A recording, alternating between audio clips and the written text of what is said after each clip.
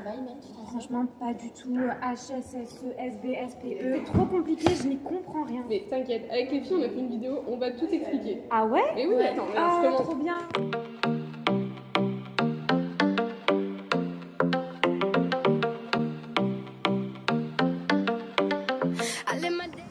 Les composés organiques contenus dans les matrices aqueuses nécessitent une préparation avant d'être injectés en chromatographie en phase gazeuse. En effet, de par la nature des matrices, leur injection directe est impossible. Il faut donc les extraire au préalable.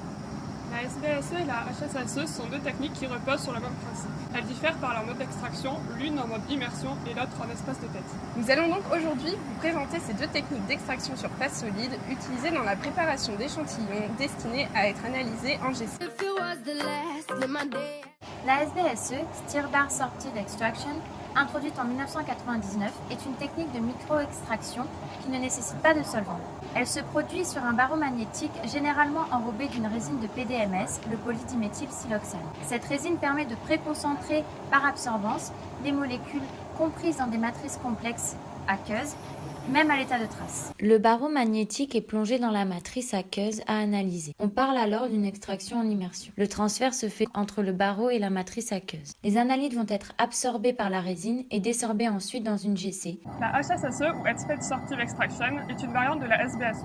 C'est une technique d'extraction en phase solide qui fait intervenir le mode espace de tête. La seule différence entre cette méthode et la SBSE présentée précédemment est que le barreau enrobé de PDMS est positionné à la verticale à l'intérieur du bouchon, et ce, afin de capter les molécules présentes dans l'espace de tête uniquement. Le transfert se fait donc cette fois-ci entre le milieu gazeux et le barreau.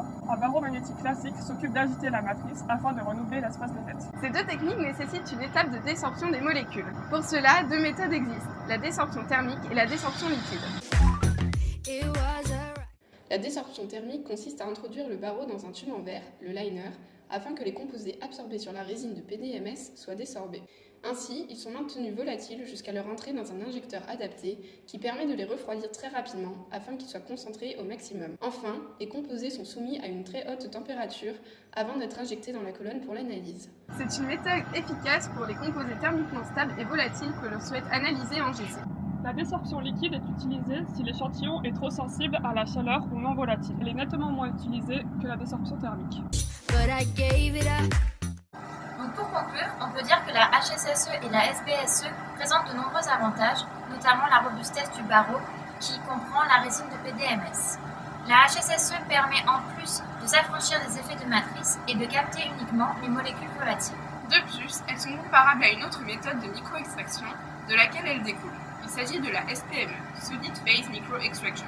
Cependant, avec la HSSE et la SBSE, on obtient une meilleure récupération des analytes grâce à la surface d'échange qui est plus grande.